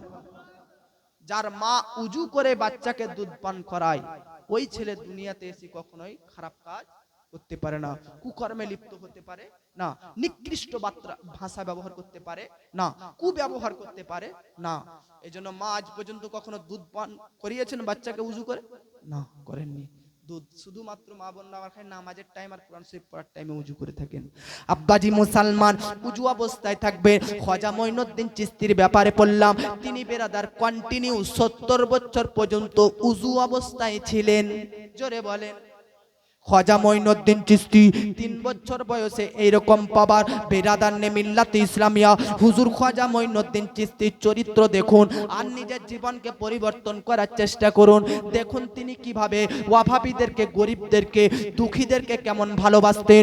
বেরাদার খাজা মঈনুদ্দিন চিশতি গরিব নামাজের মা বলতেছে, মাহেনুর বলতেছে, আমি আমার বেটা সন্তানকে, খাজা বাবাকে গরিব নামাজকে ঈদের দিনে ঈদের সময়ে সকাল বেলাতে গোসল করিয়ে, স্নান করিয়ে, ভালোভাবে পরিষ্কার পরিচ্ছন্ন করিয়ে, আজকে টুপি পাঞ্জাবি পরিধান, নতুন ড্রেস পরিধান করিয়ে ঈদগাহের ময়দানের দিকে পাঠিয়ে দিলাম।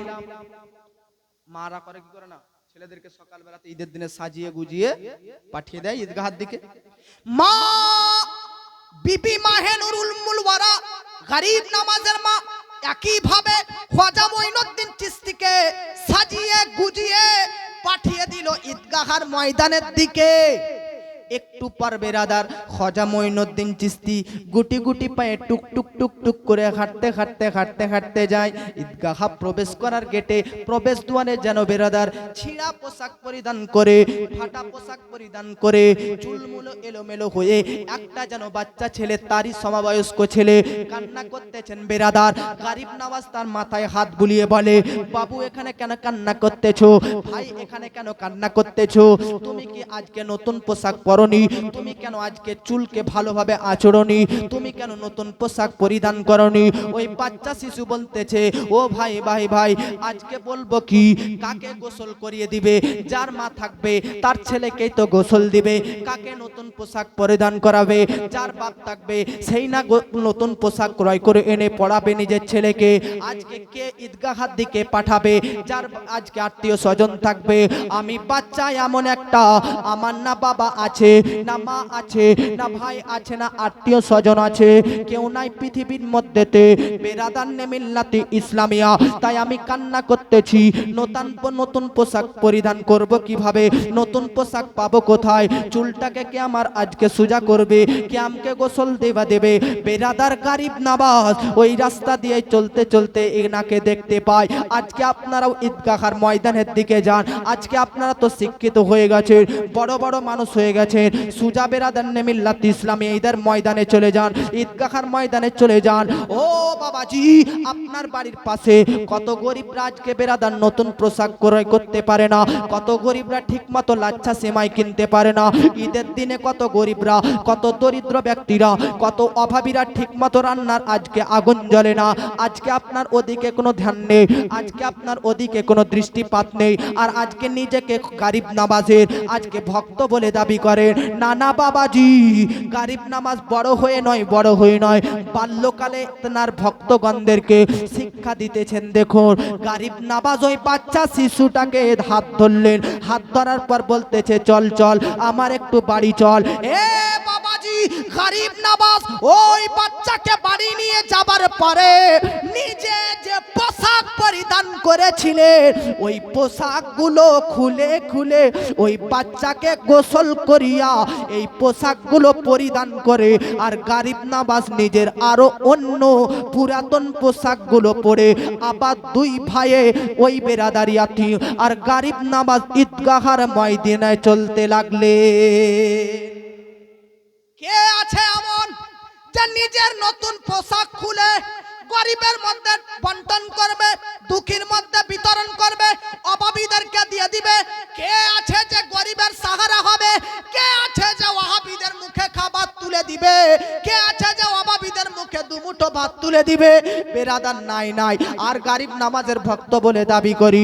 বাবাজি গরিব নামাজ 5 বছর বয়সে জগৎবাসীকে শিক্ষা দিয়ে দিল। আমি গরিব নামাজ ইসলামকে মেটাতে আসেনি, ইসলামকে ধ্বংস করতে আসেনি। আমি ইসলামকে নবীর সুন্নাতকে জীবিত করার জন্য এসেছি। সুবহানাল্লাহ। নবীজির বেরাদান্নে মিল্লাতে ইসলামিয়া, আমার নবীজি পৃথিবীর মধ্যে কোনো এতিমদেরকে ধাক্কা দিতেন না, এতিমদেরকে কখনো আঘাত দিতেন না, এতিমদেরকে কখনো বেরাদার কুবাক্য বলতেন না, এতিমদেরকে কখনো বেরাদান্নে মিল্লাতে ইসলামিয়া বকাঝোকা করতেন না। আজকে আপনারও বাড়ির চতুর্দিকে বেরাদার এতিম থাকতে পারে বেরাদার, তাদেরকে কখনো কষ্ট দিবেন না, যন্ত্রণা দিবেন না, আঘাত দিবেন না, তাদেরকে গলায় লাগিয়ে নিবেন। আমার নবীজি আপনার ওপর রাজি ও খুশি হয়ে যাবে। সুবহানাল্লাহ, আমি সুবহানাল্লাহ। এতিম হয়ে কাঁদি না কেন তোমরা বলতে পারো, এতিম হয়ে কাঁদি না কেন তোমরা বলতে পারো। এতিম ছিলেন আমার নবী, এতিম আমিও, এতিম ছিলেন আমার নবী, এতিম আমিও। আমি এতিম হয়ে কাঁদি না কেন তোমরা বলতে পারো, এতিম ছিলেন আমার নবী, এতিম আমিও।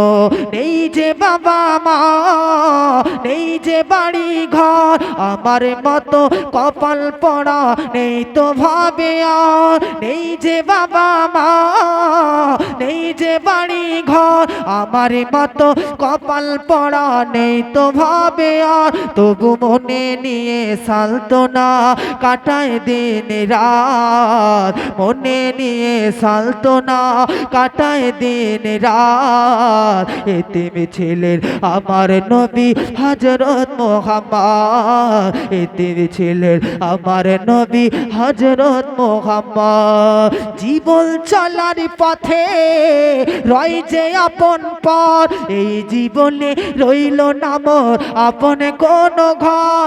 জীবন চলার পথে রয় যে আপন পর, এই জীবনে রইল না মোর আপন কোন ঘর। তবু মনে নিয়ে সালতনা কাটায় দিন রাত, মনে নিয়ে সালতনা কাটায় দিন রাত। এতে ছিলেন আমার নবী হযরত মুহাম্মদ। জোরে বলে সুবহানাল্লাহ, এ সুবহানাল্লাহ। বাবাজি, গরিবদেরকে দেখা কর্তব্য। গরিব নামাজের ভক্ত কখনো গরিবদেরকে বেরাদার ধাক্কা দিতে পারে না। গরিবদেরকে দেখবেন, অভাবীদেরকে বেরাদার দেখবেন, বেরাদার দুঃখীদেরকে দেখবেন, গরিবদের পাশে থাকবেন, দুঃখীদের পাশে থাকবেন, বেরাদার অভাবীদের পাশে থাকবেন। বেরাদার গরিব নামাজের প্রথম জীবনের শিক্ষা মানুষের সঙ্গে সৎ ব্যবহার করা। কি করা? বড়দেরকে সম্মান করা, ছোটদেরকে স্নেহ করা, গরিব দুঃখীদের পাশে সাহারা হয়ে থাকা, নাকি? এবার গরিব নওয়াজ রহমাতুল্লাহ আলাই বিরাদার নে মিল্লাতে ইসলামিয়া বড় হতেছেন, শিক্ষা নিয়ে এবার বিরাদার দেখুন আসতেছে। গরিব নওয়াজ নিজের বাপের কাছে শিক্ষা আরম্ভ করলেন। বাপের নাম খাজা গিয়াসউদ্দিন রহমাতুল্লাহ আলাই। জোরে বলেন খাজা গিয়াসউদ্দিন হাসান রহমাতুল্লাহ আলাই বাপের কাছে শিক্ষা অর্জন করতে লাগলেন। বাপ বেটাকে পড়ালেখা করাচ্ছেন, শিক্ষা করাচ্ছেন। শিক্ষা করাতে করাতে করাতে বাপের কাছে কুরআন শরীফ শিখে নিলেন। কি করলেন? কুরআন শরীফ শিখে নিলেন। আমরা বাপ তো নিজেই কুরআন শরীফ পড়তে জানি না, তাহলে বেটাকে কি শিখাবো নাকি? বাপ মা আপনি জানবেন তো আপনার ছেলেরাও জানবে। মাস্টার যারা হয় দেখবেন তাদের ছেলেরা প্রায় মাস্টার হয় না? ডাক্তার যারা হয় বেশিরভাগ তাদের ছেলেরাই জ্ঞানী গুণী শিক্ষিত হয়। কেন? বাড়িতেই তো সবচাইতে, বাপ মাই তো সবচাইতে বড় টিউশন, সবচাইতে বড় প্রাইভেট। বাপ মা যতটা প্রেম মহব্বত ভালোবাসা দিয়ে খেটে পড়াবে, মেহনত পরিশ্রম করে পড়াবে, প্রাইভেট মাস্টার টিউশন মাস্টারকে ততটা পরিশ্রম করে পড়াবে না। নিজে মাস্টার হন, ইসলামের দিক দিয়েও জ্ঞানী হন, দুনিয়াবির দিক দিয়েও জ্ঞানী হন। ইসলাম আপনাকে শুধু বলে না যে শুধু আলিম হন, মুফতি হন, মুহাদ্দিস হন আর দুনিয়া বিজ্ঞান রাখেন, না না না, চতুর্দিকে আজকে দুনিয়া বিজ্ঞানও রাখতে হবে, আখিরি বিজ্ঞানও রাখতে হবে। আজকে খাজা মঈনুদ্দিন চিশতি বাপের কাছে জ্ঞান অর্জন করতে করতে বড় খাজা মঈনুদ্দিন চিশতির বাপ ইন্তেকাল করলেন। পড়ুন ইন্না লিল্লাহি ওয়া ইন্না ইলাইহি রাজিউন। বাপ ইন্তেকাল করেছে। বেশিরভাগ আপনি আল্লাহর ওলিদের জীবনী চ্যাপ্টার ইতিহাস পড়বেন, তিনারা হয়তো বা পেটে রেখে না হলে বাল্যকালে ছেলেকে রেখে ইন্তেকাল করে গিয়েছে। জানেন, আমার আপনার নবী যখন মায়ের পেটে ছিলেন তখনই হযরতে আব্দুল্লাহ পিতা ইন্তেকাল করে গিয়েছিলেন। বড় পীর আব্দুল কাদের জিলানী যখন জন্মগ্রহণ করলেন 6 মাস, তখনও তিনার বাপ ইন্তেকাল করে গিয়েছেন। অনুরূপ খাজা মঈনুদ্দিন চিশতি রহমাতুল্লাহ আলাইহির যখন 15 বছর বয়স তখন তিনার বাপ ইন্তেকাল করলেন। আব্বাজি মুআজ্জাজ সামাইনে কেরাম, বাপ ইন্তেকাল করলেন। প্রায় বাপরা আজকে দেখবেন সন্তানটা ছোট থাকেই আর বাপরা প্রায় ইন্তেকাল করেন। ওলিদের এটা হিস্টোরি। এর মধ্যে একটা রহস্য আছে, এর মধ্যে একটা কারণ আছে। কারণ বেরাদারনে মিল্লাত ইসলামিয়া, তিনারা আজকে যাদের বাপ মারা যাবে, যাদের মা মারা যাবে, তারা যখন কষ্ট পাবে, দুঃখ পাবে, তখন তারা জানে একবার মঈনুদ্দিন চিশতি গরিব নামাজের কথা ভাবে, একবার বড় পীরের কথা ভাবে, একবার নাবির কথা ভাবে। কারণ নাবির তো পৃথিবীতে বাপ আসে, পৃথিবীতে আসার আগেই বাপ চলে গিয়েছেন। বড় পীরও তো বাল্যকালে বাপ চলে গিয়েছেন, খাজা পিয়ারও তো বাল্যকালে বাপ চলে গিয়েছেন। তাই ওই আঘাতটা ভেবে কষ্ট পেও না। দেখো মহান মহান মুজাদ্দিদ বুজুর্গ নবী রাসূল তিনাদেরও বাপরা পৃথিবীতে ছোট রেখে ইন্তেকাল করে গিয়েছেন। বাপ ইন্তেকাল করে দিয়েছে, বাপের সম্পত্তি ছেলে পায় কি পায় না? উত্তরাধিকারী সূত্রে পায় তো, বিরাসতে মিরাস পায় কি পায় না? উত্তরাধিকারী সূত্রে পায় অনেক কিছু বাপের কাছ থেকে। খাজা মঈনুদ্দিন চিশতি কি পেয়েছিলেন? খাজা মঈনুদ্দিন চিশতি গরিব নামাজ উত্তরাধিকারী সূত্রে তিনি পেয়েছিলেন একটা বাগান। কি পেয়েছিলেন? একটা বাগান। কিসের বাগান? ফল ফুল ইত্যাদি আঙ্গুর এগুলোর বাগান একটা পেলেন। বাপ ইন্তেকাল করলে, ইন্তেকাল করার পর ওই বাগানটায় দেখাশোনা করতেন। দেখাশোনা করতেছেন এরকম একটা বাগান। হঠাৎ করে বাগানের মধ্যে একজন দরবেশ মাজজুব আল্লাহর ওলি প্রবেশ করে গিয়েছেন বাগানের মধ্যে। আমাদের আলিপুর মাদ্রাসাতে ওখানে দেখবেন, আপনারা যাবেন, ওখানকার যে গিল্লা করছে আমি তা নয়, কিছু আপনাদেরকে শিক্ষা দেওয়ার জন্য বলতেছি। আমের বাগান আছে, লিচুর বাগান আছে। আর আলিপুর মাদ্রাসা গিয়েছেন কখন আপনারা? গিয়েছেন কি জানেন? আলিপুর মাদ্রাসার সামনে কত বড় ফিল্ড বলেন তো, ঈদগাহ আছে কি না? আমের বাগান, লিচুর বাগান। একদিন কি হয়েছে, মাদ্রাসার ছেলেরা, বড় বড় ছাত্র, ওখানে বড় মাদ্রাসা, ব্যাট বল খেলছে। কি খেলছে? Bat ball. একটা বল গিয়ে আমের বাগানে লেগে গেছে, দুটো আম পড়ে গেছে। বাগানের মালিক এসে বলছে ব্যাট বল খেলা আজকে বন্ধ, আর ব্যাট বল কিন্তু খেলতে দেওয়া হবে না। টানা 1 সপ্তাহ ব্যাট বল খেলা বন্ধ ছিল। আমি অবশ্য ব্যাট বল ফুটবল কোনো কিছুই খেলাধুলা করি না, কারণ আমি কোনো খেলাধুলা জানিই না। তবে অন্যরা যারা খেলতো তারা বলতেছে 1 সপ্তাহ পর্যন্ত খেলাধুলা কি বন্ধ। গরিব নামাজের বাগানে একজন আল্লাহর ওলি প্রবেশ করে গিয়েছেন। আপনার বাগানে বিনা পারমিশনে হঠাৎ যদি কেউ ঢুকে যায়, রাগান্বিত হন, ভাই আমের বাগানে তো ঢুকে গেছে, নিশ্চয়ই চুরি হবে বলে আপনি একটা অভদ্রতা দেখান, একটা আপনি বকাবকি করেন। কিন্তু গরিব নওয়াজ তিনি বাগানের চাষ করতেছেন, ক্লান্ত হয়ে একটা গাছের নিচে বসে আছেন। হঠাৎ করে একজন ব্যক্তি, তিনার নাম হচ্ছে হযরতে ইব্রাহিম কান্দুজি রহমাতুল্লাহ আলাইহি, তিনি প্রবেশ করে গিয়েছেন। তিনি দেখার সঙ্গে সঙ্গে বকাবকি নয়, অপমানিত নয়, বিদ্বেষ নয়, প্রেম ভালোবাসা নিয়ে বলতেছে, হুজুর আপনি আসুন আর গাছের নিচে বসে যান। জোরে বলেন আদর্শ। কি বলে? বড়দেরকে, ওলিদেরকে, আলিমদেরকে, ওলামাদেরকে কিভাবে মহব্বত ভালোবাসবেন এটা দিচ্ছেন। খাজা মঈনুদ্দিন চিশতি কি করেছিলেন? বসেছিলেন। কি করতেছিলেন? আর যেমনই প্রবেশ করেছে দাঁড়িয়ে গিয়েছেন আর আদবের সহিত বলতেছে আসেন। নাকি হুজুর ইনিও আপনার ইমাম, ইনিও আপনার বাদশা। শুধু ইনি নয়, আরো অন্যান্য আলিম ওলামা যিনারা আপনাদের গ্রামে বাস করে আছেন, তিনারাও যদি রাস্তার মাঝে চায়ের দোকানে যায় তো ইনাদেরও ভদ্রতা আদর্শ সহিত দাঁড়ানোটা একটা আদব। নাকি এটা একটা আদর্শ, এটা ইসলাম শিক্ষা দেয়। আপনার ইসলামের সৈনিক ইনি, ইসলামের সেনা ইনি। ইসলামের প্রতি কোনো মাসলা মাসাইলের প্রতি অ্যাটাক হয়, কে আগে হাত বাড়ায়? কে আগে জবাব দেয়? আলিম ওলামারাই তো, ওলামারাই তো, মৌলানারাই তো, মৌলবীরাই তো। আপনারা তো দ্বারা তো ইসলামের কোনো কাজ হয় না, দুনিয়ার কাজ হচ্ছে। ইসলামের কাজ যদি হয় তো ইনাদের মাধ্যমে হচ্ছে, অতএব ইনাদেরকে সেই অনুযায়ী মর্যাদা রেসপেক্ট দিয়া। এটা আমার কথা নয়, গারিব নামাজের আদর্শ। যেহেতু আপনারা গারিব নামাজ কনফারেন্স করেছেন, তাই ওনার আদর্শ রীতিনীতিকে মান্য করা উচিত কিনা? আব্বাজি আমার গারিব নামাজ রহমাতুল্লাহ আলাই বাগানের মধ্যে যেন একজন দরবেশ হযরতে ইব্রাহিম কান্দুজি রহমাতুল্লাহ আলাই প্রবেশ করে গিয়েছেন। গারিব নামাজ দৌড়তে দৌড়তে চলে আসে, দৌড়তে দৌড়তে আসার পর বলতেছে, হুজুর বসে যান, আরাম করুন, ক্লান্ত হয়েছেন, বসুন। আব্বাজি আমার হযরতে ইব্রাহিম কান্দুজি রহমাতুল্লাহ আলাই বেরাদার, এবার দেখুন বেরাদার বসলেন, আরাম করলেন। হযরতে গারিব নওয়াজ রহমাতুল্লাহ আলাই বাগানের ভিতরে প্রবেশ করে সবচাইতে ভালো গাছ থেকে আঙ্গুরের এক থোকা, আঙ্গুরের এক ছোহারা, আঙ্গুরের কি বলেন আপনারা, কি খোকা, খোক্কা, আঙ্গুরের এক খোক্কা এনে হুজুরকে পেশ করলেন। হুজুর আঙ্গুরের এক খোক্কা আনলাম, আপনি একটু খান, আপনি একটু টেস্ট করেন, আপনি একটু নিন। আব্বাজি আমার হযরতে ইব্রাহিম কান্দুজি রহমাতুল্লাহ আলাই খ্বাজা গারিব নামাজের এই আঙ্গুরটা ভক্ষণ করতে আরম্ভ করলেন, পানাহার করতে আরম্ভ করলেন। পানাহার করতে করতে করতে করতে তিনার মুখের খাবার কিছু আঙ্গুরের উৎকৃষ্ট, মানে আপনাদের ভাষায় আমাদের ভাষায় বলে ওকে ঝুঠা, কি বলে না, ঝুঠা খাবার, ঝুঠা খাবার বলে না কেন, ওকে বলে উৎকৃষ্ট বাংলা ভাষায়।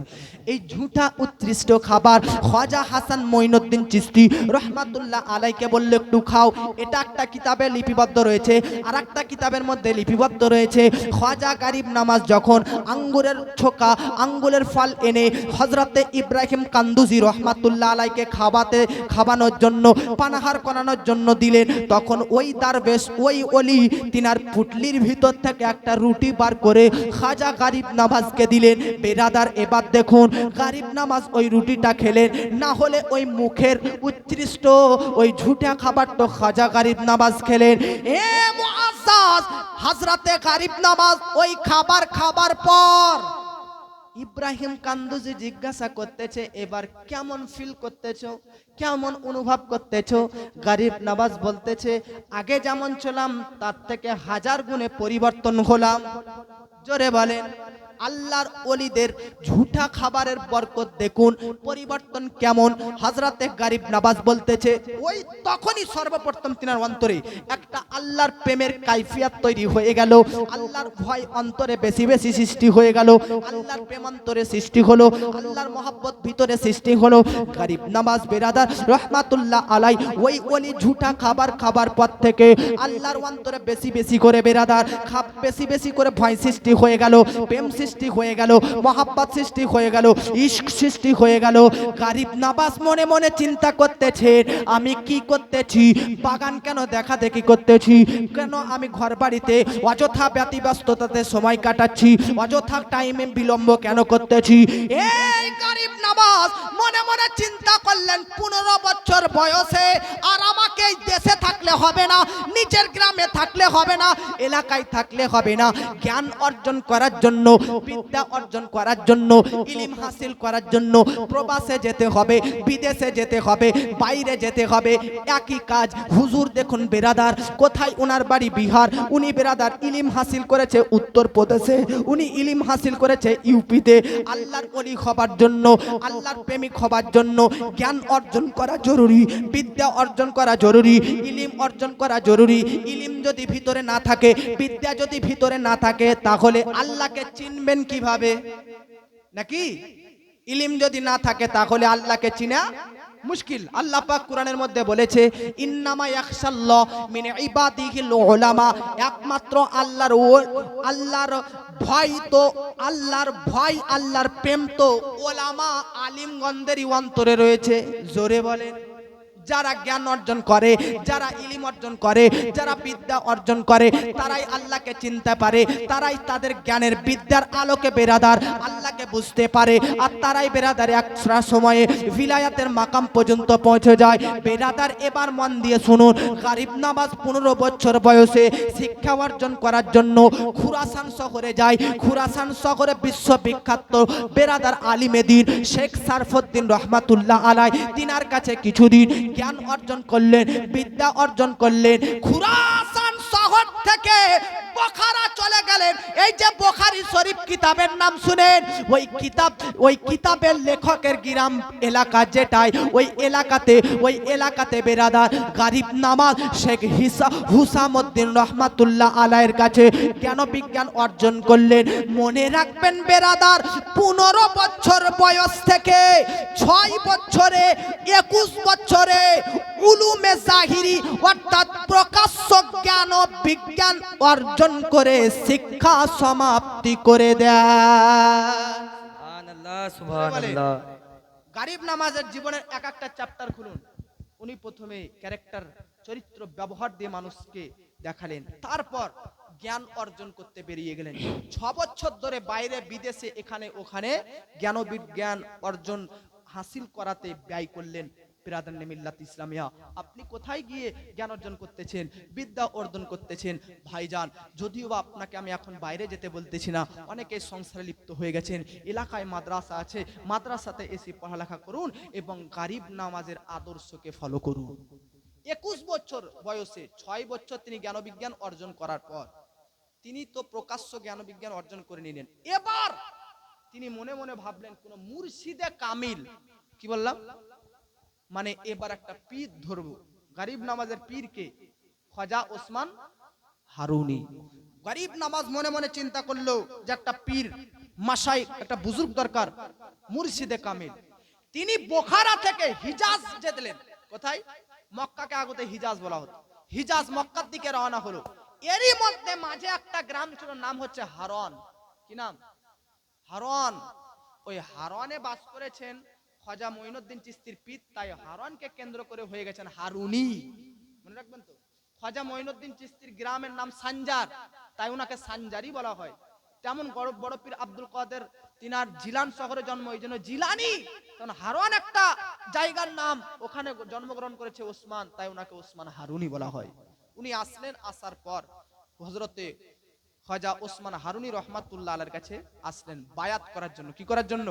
এই জোরে বলেন সুবহানাল্লাহ। বায়াতের জন্য। বায়াত শব্দের অর্থ কি? বায়াত শব্দের অর্থ হচ্ছে বায়উন থেকে বিক্রি করা। কি করা? বিক্রি করা। কোন ওলির হাতে বায়াত করা মানে নিজেকে বিক্রি করা।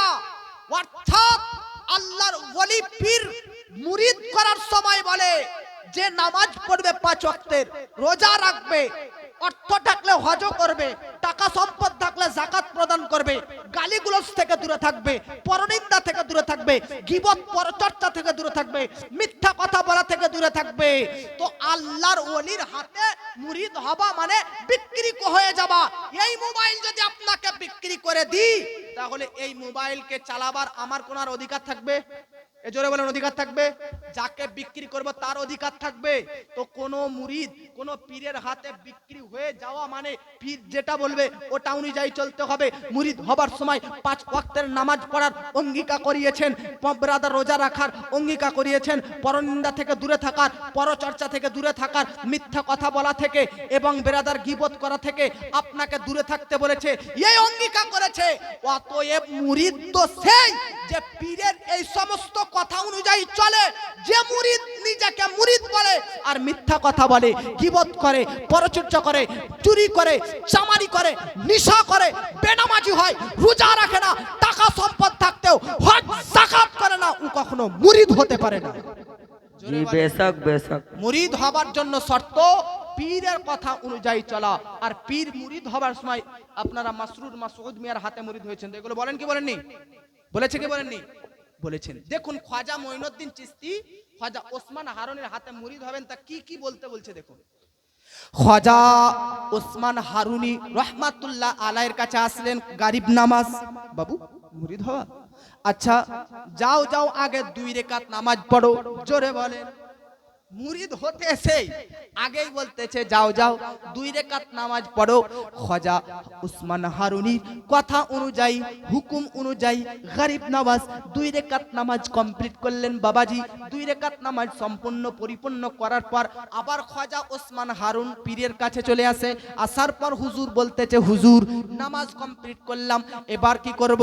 হযরতে উসমান হারুনি বলতেছে এবার তুমি কিবলার দিকে মুখ করে বসো। আদবের সহিত, সভ্যতার সহিত, ভদ্রতার সহিত গরিব নামাজ পীরের হুকুম অনুযায়ী কিবলার দিকে মুখ করে বসলেন। মুখ করে বসার পর বলতেছে হুজুর এবার কি করব?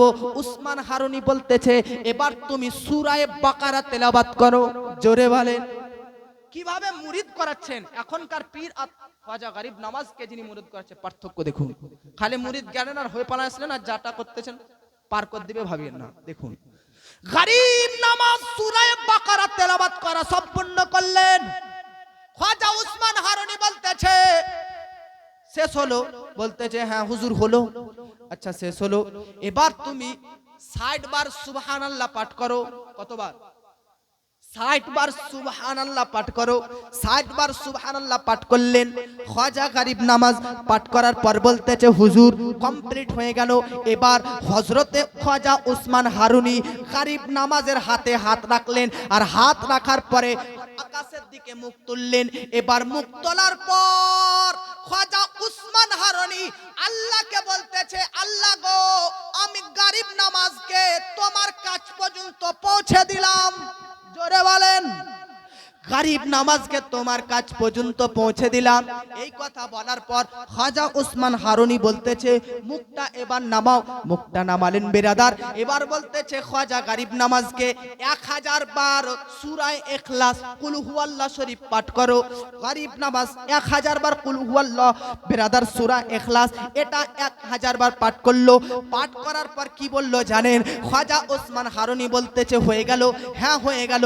এবার খাজা উসমান হারুনি বলতেছে এলাকার মধ্যেতে কিছু বুজুর্গ আজকের রাত্রি এবং কালকের দিন 24 ঘন্টায় মুরাকাবাতে বসবে, অর্থাৎ সাধনাতে বসবে, তপস্যায় বসবে, আল্লাহর ইবাদতে ধ্যানে মগ্ন হয়ে যাবে। যাও যাও যাও তাদের সাথে তুমিও একটা রাত্রি একটা দিন সাধনা করো, তপস্যা করো। গরিব নামাজ খাজা উসমান হারুনির কথা অনুযায়ী তপস্যা সাধনার জন্য বেরিয়ে পড়লেন। একটা রাত্রি একটা দিন সম্পূর্ণ বেরাদার তিনি সাধনা করে, বেরাদার তপস্যা করে আবার ফেরত আসলেন পীরের দরবারে। হুজুরকে বলতেছে হুজুর কমপ্লিট। হুজুর বলতেছে কমপ্লিট। হ্যাঁ হ্যাঁ হ্যাঁ। খাজা উসমান হারুনি বলতেছে এবার আকাশের দিকে তাকাও। খাজা গরিব নামাজ যেমনই আকাশের দিকে তাকায়, খাজা উসমান হারুনি বলতেছে কি দেখতে পেছো? খাজা গরিব নামাজ বলতেছে হুজুর কাল পর্যন্ত আকাশের দিকে তাকালে সূর্য আর চাঁদ আর তারা দেখতে পেতাম, কিন্তু আজকে আমি আরশে মুআল্লা দেখতে পাচ্ছি। সুবহানাল্লাহ, জোরে বলেন সুবহানাল্লাহ। আজকে আরশে মুআল্লা দেখতে পাচ্ছি। জমিনের দিকে দৃষ্টিপাত করো। জমিনের দিকে দৃষ্টিপাত যেমনই করে তেমনই তাহতুস সারা পর্যন্ত দেখতে পাচ্ছে। হযরতে খাজা উসমান হারুনি বলতেছে আবার তুমি 1000 বার সূরা ইখলাস কুল হুয়াল্লাহ শরীফ পাঠ করো। গরিব নামাজ উসমান হারুন পীরের কথা শুনে 1000 বার বেরাদান্নে মিল্লাতি ইসলামিয়া সূরা ইখলাস পাঠ করলেন। কমপ্লিট করার পর পীর এবং গরিব নামাজকে বলতেছে ওগো গরিব নামাজ চোখ বন্ধ করো। চোখ বন্ধ করলেন। গরিব নামাজকে যেমনই চোখ বন্ধ করলেন পীর খাজা উসমান হারুনি বলতেছে বা চোখ খুলো। যেমনই চোখ খুলে আঙ্গুলকে দেখায় খাজা উসমান হারুনি, বলো তো আঙ্গুলের মধ্যে কি আছে? খাজা গরিব নামাজ বলতেছে গোটা 18,000 মাখলুকাতকে আঙ্গুলের মধ্যে দেখতে পাচ্ছি। জোরে বলেন ইয়ে হচ্ছে আউলিয়া। এই জন্য শেখ জালালউদ্দিন রুমি রহমাতুল্লাহ আলাই কিতাবের মধ্যে লিপিবদ্ধ করতেছে মাসনবী শরীফের মধ্যে পেশে আউলিয়া লাউহে মাহফুজাস। জোরে বলেন আল্লাহর ওলিদের দৃষ্টিতে, আল্লাহর ওলিদের নজরে চন্দ্র তারা আর নক্ষত্র নয়, বরং আল্লাহর ওলিদের দৃষ্টিতে বরং বেরাদার লাউহে মাহফুজ পর্যন্ত থেকে যায়। জোরে বলেন। এই জন্য বলতেছে ছুটে না কভি তেরা দামার, ছুটে না কভি তেরা দামার, ইয়া খাজা মুঈনুদ্দিন হাসান, ইয়া খাজা মুঈনুদ্দিন হাসান, ছুটে না কভি তেরা দামার, ইয়া খাজা मुईनुद्दीन हसन, है तुम पे फिदा, है तुम पे फिदा सब तन मन धन, या ख्वाजा मुईनुद्दीन हसन, या ख्वाजा मुईनुद्दीन हसन। अजमीरी मुझे बुला ले ख्वाजा, चादर में चढ़ाओ फूलों की, अजमीरी बुला ले ए ख्वाजा, चादर में चढ़ाओ फूलों की, फिर सदका करो, फिर सदका करो अपना तन मन धन, या ख्वाजा मुईनुद्दीन हसन, या ख्वाजा मुईनुद्दीन हसन। अल्लाहुम्मा सल्ली अला सय्यिदना मौलाना मुहम्मद व अला आले, सय्यिदना मौलाना मुहम्मद সাল্লাল্লাহু তাআলা আলাইহি ওয়াসাল্লাম। বেরাদার মিল্লাত ইসলামে এইভাবে খাজা উসমান হারুনি মুরিদ করেছেন। মুরিদ করার পর খাজা উসমান হারুনি বলতেছে, ওই যে পাথরটা দেখতে পাচ্ছ, পাথরের নিচে দেখো তো কি আছে। খাজা মঈনুদ্দিন চিশতি পাথরটা তুললেন, দেখতেছেন ওর মধ্যে কিছু মোহর আছে। তখনকার যুগে মোহর বার করলেন, তারপরে ওটা গরিব মিসকিনদের মধ্যে দান করে আসতে বললেন। গরিব নওয়াজ গরিব মিসকিনদের মধ্যে দান করে আসলেন। আসার পর পীর বলতেছেন খাজা উসমান হারুনি যে কিছুদিন আমার কাছে থেকে যাও। কিছুদিন বলে গরিব নওয়াজ নিজের পীরের সঙ্গে 20 বছর থেকে যায়। কত বছর? 20 বছর খিদমত করে, 20 বছর সেবা যত্ন করে, সেবা কাছে থাকে, সঙ্গে থাকে। বেরাদার তাবলিগে যায় তখনও সঙ্গে থাকে। আজকে খাওয়া দাওয়া প্রতিটি মুহূর্তে খাজা উসমান হারুনির সঙ্গে আজকে গরিব নওয়াজ বসবাস করেছেন। তারপরে গরিব নওয়াজ আর পীর একসঙ্গে চলে যায় কোথায়? মক্কা শরীফ হজ করার উদ্দেশ্যে হজ করতে যায়। হজ করতে যাওয়ার সময় খাজা মঈনুদ্দিন চিশতি নবীর রওজার কাছে যেয়ে বলতেছে, আসসালামু আলাইকা ইয়া সাইয়্যিদাল আম্বিয়া, অর্থাৎ আপনার উপর শান্তি অবতীর্ণ হোক এই নবীদের সর্দার। আল্লাহর নবী কবরের ভিতর থেকে আওয়াজ দিচ্ছেন, ওয়া আলাইকাস সালাম ইয়া কুতুবাল আকতাব। জোরে বলে, তোমার প্রতিও শান্তি অবতীর্ণ হোক এই কুতুবদের কুতুব, এই মাশাইখদের মাশাইখ। জোরে বলে, নবীর রওজার ভিতর থেকে আওয়াজ আসাটা জীবিত হওয়া প্রমাণ হয়। কে বলেছে নবী মরে মাটিতে মিশে চূর্ণ বিচূর্ণ হয়ে গেছে? না, গরিব নওয়াজের চ্যাপ্টার খুলে দেখুন, ইতিহাস খুলে দেখুন। উনি যখন সালাম করেছিলেন, ইতিমধ্যে আশেপাশের প্রায় ভক্তগণরা তখন গরিব নওয়াজকে যে উত্তর নবীর রওজার ভিতর থেকে দিয়েছেন, ওই উত্তরটা আশেপাশে সবাই শুনেছেন। জোরে বলেন, আমার নবীজি নিজ রওজে আকদাসের মধ্যে জীবিত, নিজ রওজে আকদাসের মধ্যে জিন্দা রয়েছেন। এটা আহলুস সুন্নাহ ওয়াল জামাত তথা সুন্নিদের আকীদা। ইনশাআল্লাহ আজকে এতক্ষণ পর্যন্ত আলোচনা রাখলাম। আজকে প্রথম রাত একটু কম হোক, ইনশাআল্লাহ কালকে একটু আগে বাড়বো। মক্কা থেকে হুজুর সাল্লাল্লাহু আলাইহি ওয়াসাল্লাম কিভাবে তিনাকে হুকুম করলেন, কিভাবে বিলায়াত দান করলেন, হিন্দুস্তানে কিভাবে আসলেন, হিন্দুস্তানে কিভাবে মুসলমান করেছেন, কি কারামত, তারপরে পৃথ্বীরাজ, জয়পাল যোগী, এদের সঙ্গে কি কি ঘটনা ঘটেছে আগামী কালকে ইনশাআল্লাহ হবে। মৃত্যু কিভাবে বরণ করেছেন, ইন্তেকালের পর খাজা মঈনুদ্দিন চিশতি কবরে যে জিন্দা, যেমন নবীর রওজা থেকে আওয়াজ আসলো, খাজা গরিব নওয়াজের কবর ভিতর থেকে কয়েকবার এরকম আওয়াজ এসেছিল, কখন কোন ক্ষেত্রে তিনি আওয়াজ বার করেছিলেন, এটাও ইনশাআল্লাহ আগামী কালকে প্রমাণ হয়ে যাবে। বাস আজকে এতটুকু ইনশাআল্লাহ আলোচনা শেষ করলাম। আচ্ছা।